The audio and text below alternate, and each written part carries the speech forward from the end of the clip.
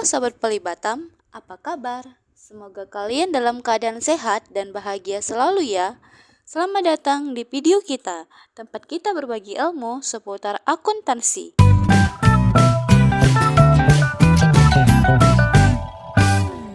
Video kali ini kita akan membahas seputar inventory dalam sebuah perusahaan.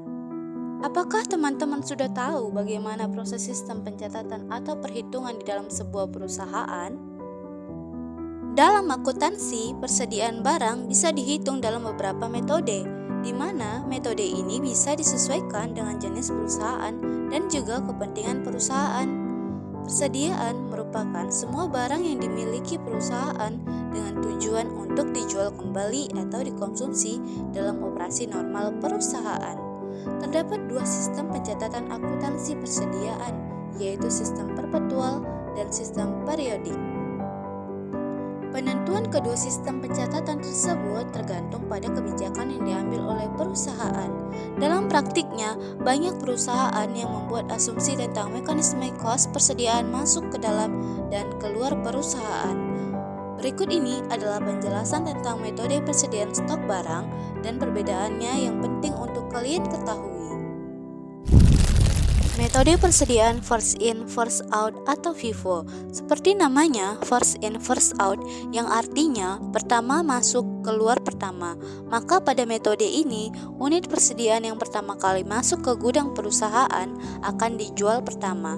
First in first out adalah metode untuk menentukan harga jual pokok penjualan dengan cara mengasumsikan bahwa produk yang sudah terjual merupakan produk lama dalam inventaris. Biaya yang dikeluarkan untuk produk terlama itulah yang digunakan di dalam perhitungan. Singkatnya, metode FIFO akan menghapus produk paling awal yang masuk dari akun persediaan setiap terjadi pencatatan penjualan. Jadi, biasanya akhir barang dagangan akan dinilai dengan nilai perolehan persediaan yang terakhir masuk. Metode FIFO cocok diterapkan pada perusahaan yang menjual produk yang memiliki masa kadaluarsa, seperti makanan, minuman, obat, dan lain sebagainya. Metode FIFO merupakan metode yang paling umum digunakan dalam pencatatan persediaan. Hal tersebut tentu saja karena ada kelebihan dan kekurangan yang mempertimbangkan. Berikut ini adalah kelebihan dan kekurangan metode persediaan barang FIFO.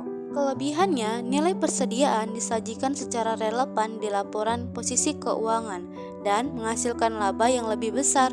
Kekurangan, pajak yang harus dibayarkan perusahaan ke pemerintah menjadi lebih besar.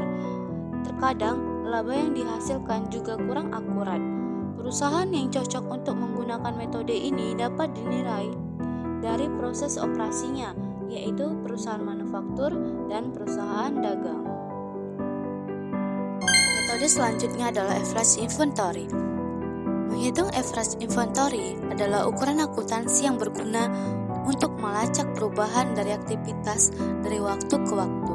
Hal ini seringkali merupakan cara yang lebih baik untuk melihat status persediaan perusahaan dibandingkan dengan satu titik waktu atau periode akuntansi. Average inventory atau persediaan rata-rata adalah perkiraan jumlah atau nilai persediaan yang dimiliki suatu perusahaan selama jangka waktu tertentu. Saldo persediaan pada akhir setiap bulan dapat berfluktuasi secara luas, bergantung pada kapan pengiriman dalam jumlah besar diterima dan kapan terjadi lonjakan pembelian atau musim puncak yang dapat menguras persediaan secara signifikan. Perhitungan persediaan rata-rata menyamakan lonjakan mendadak di kedua arah dan memberikan indikator kesiapan persediaan yang lebih stabil. Meskipun average inventory berguna dalam manajemen persediaan, namun average inventory memiliki beberapa kelemahan. Yang pertama, ketidakakuratan karena siklus musiman. 2. Faktor kuota. 3. Perkiraan saldo dapat menyebabkan kesalahan.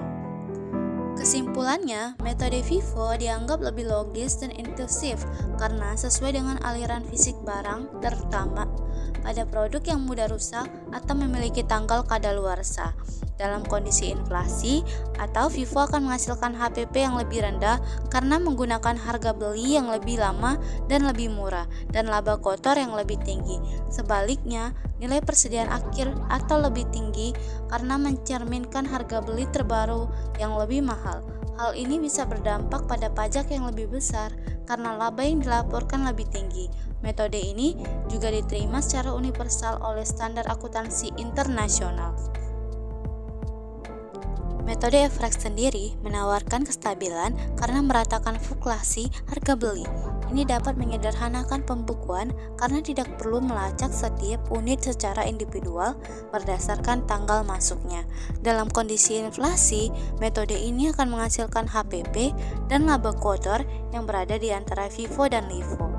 Nilai persediaan akhir juga akan mencerminkan biaya rata-rata. Metode ini cocok untuk perusahaan dengan persediaan homogen dan bervolume tinggi, di mana sulit untuk melacak setiap unit secara terpisah. Itulah penjelasan kurang lebih mengenai pencatatan inventory. Semoga informasi yang kami sampaikan bermanfaat dan mudah dipahami ya. Jika ada hal yang kurang jelas atau ingin disampaikan, mari kita diskusikan bersama. Sampai jumpa di kesempatan berikutnya. Terima kasih.